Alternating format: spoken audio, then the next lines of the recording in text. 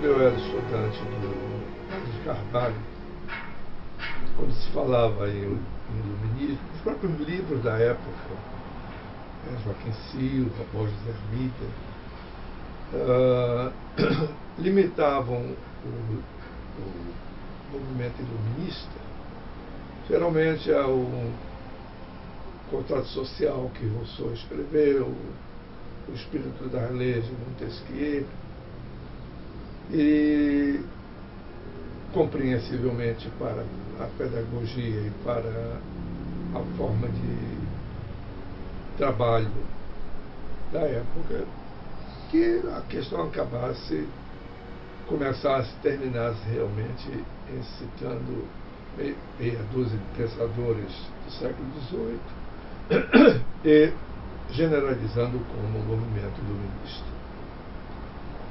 Hoje, evidentemente, nós, não apenas na história, mas até mesmo nas ciências sociais, nas ciências humanas, e mesmo nas relações interdisciplinares, história, filosofia, física, por exemplo, vai falar em Newton, vai falar em física. Hoje se tem a convicção de que efetivamente o movimento iluminista é um corte na trajetória da história moderna e contemporânea. Não à toa eu falei no programa passado, a divisão da história em períodos, a história contemporânea começaria justamente com a Revolução Francesa, com a tomada da Bastilha, enfim. Mas essencialmente, o que nós devemos considerar é o movimento iluminista num quadro maior, mais denso, mais compacto, que é o quadro, evidentemente, do pensamento histórico moderno, do pensamento filosófico moderno. E isto, evidentemente, nos remete a um estudo que combina história, filosofia e epistemologia, teoria do conhecimento, para compreendermos o que está se passando, o que se passava, não apenas na França, mas na Inglaterra também, do começo do século XVIII, e que, inegavelmente, o fruto mais maduro que será colhido depois será a própria Revolução Francesa. Eu diria, por exemplo, que esta densidade do pensamento moderno, que eu começo a vislumbrar no discurso do método de Descartes, de 1677, no ensaio sobre o entendimento humano de Locke, de 1690, que é um dos pais do iluminismo, e um nome ainda hoje pouco lembrado, pouco referido, pouco tratado, no que diz respeito à ideia de história e de uma filosofia da história, que foi Jean-Baptiste Vico, que publicou e escreveu A Ciência Nova em 1725. O pensamento cartesiano era, evidentemente, um pensamento que matematizava a realidade, que matematizava, no sentido do cientificismo, a história, diferentemente do que viria com Locke em 1690, no ensaio sobre o entendimento humano, e que viria com Vico, A Ciência Nova, em 1725, quando efetivamente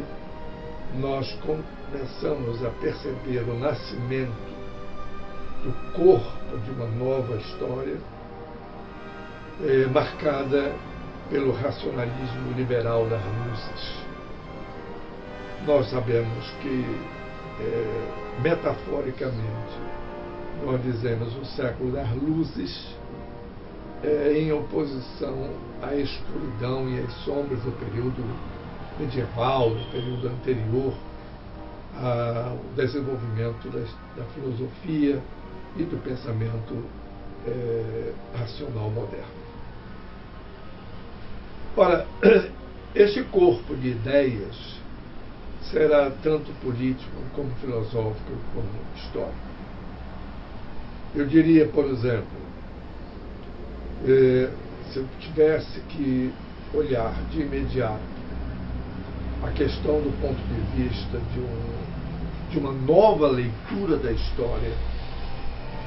uma leitura da história não cartesiana, uma leitura da história não matematizada,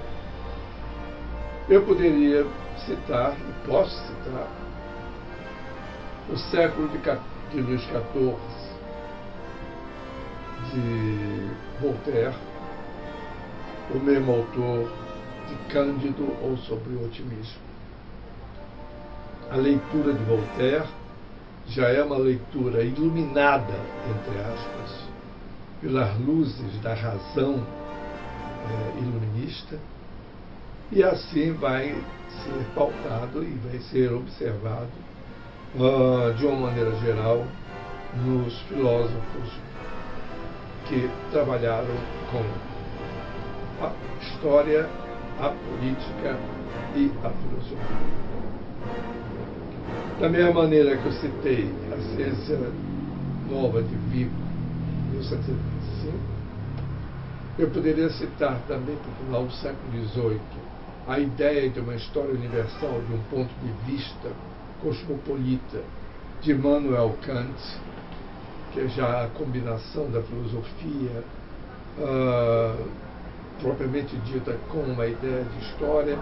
do racionalismo kantiano com a ideia da história, conforme a gente vai encontrando de forma mais ou menos definida, mais ou menos ordenada, no modelo, no bloco dos saberes que o iluminismo vem a se revelar. Nesse sentido, eu poderia falar de uma filosofia da história do iluminismo, quer com a ciência nova de Vigo, porque a ciência nova é uma nova ciência. Esta nova ciência é a história, é um pensador que está trabalhando com o passado, com as ideias, com as sociedades, com as culturas, com as mentalidades, totalmente diferente, portanto, da matematização do mundo, do discurso do método. Mas poderia também falar de uma filosofia da história em Montesquieu, por exemplo, quando ele vai trabalhar com as causas da grandeza e decadência dos romanos. Ou posso falar de uma estrutura política de pensamento atrelada à história no próprio Montesquieu, quando escreve, por exemplo, as cartas persas, para mostrar justamente a distinção, a revelar a distinção entre o que era a iluminação da razão iluminista e o que aqui era ainda o hermetismo de uma cultura ou de culturas que não eram suscetíveis, portanto, à luz da razão. E é este mesmo Montesquieu, nós não podemos perder de vista, o autor do Espírito das Leis. O Espírito das Leis que eu me arvoraria em dizer que representaria o fundamento ou a base da constituição estrutural do Estado moderno, quando Montesquieu divide os poderes em executivo, legislativo e judiciário. É este ordenamento moderno que nós encontramos ainda nos dias de hoje. Mas o iluminismo está preocupado efetivamente com o progresso.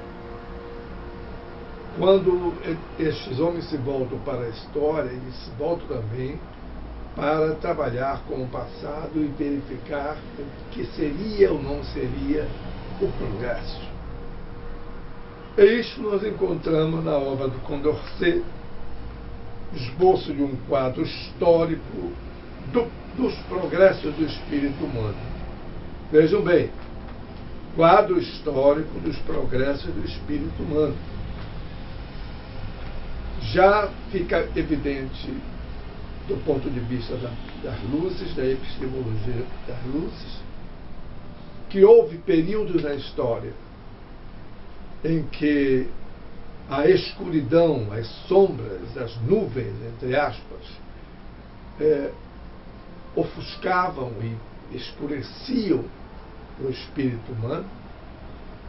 Esse mesmo espírito humano que vem experimentar este progresso na passagem do século XVII para o século XVIII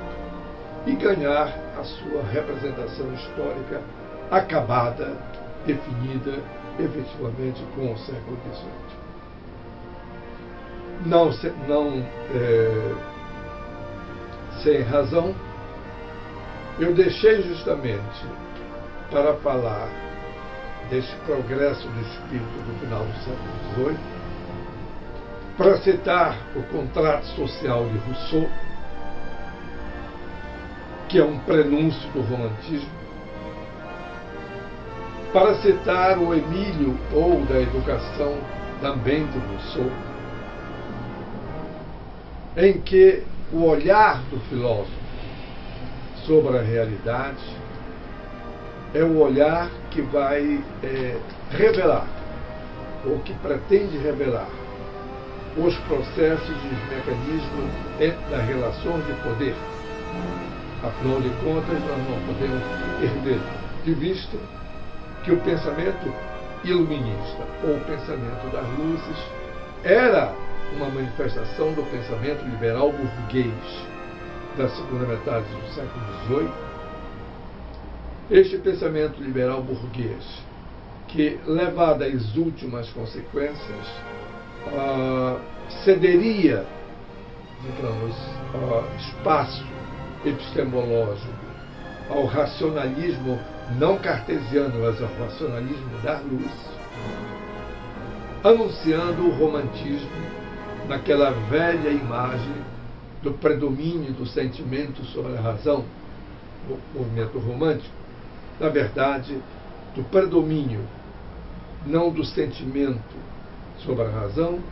mas o romantismo entendido como o filósofo que se volta para a história e para a política como um espaço aberto, um espaço convidativo a uma nova reflexão, a uma nova visão, a uma nova leitura da história. Este foi o movimento iluminista.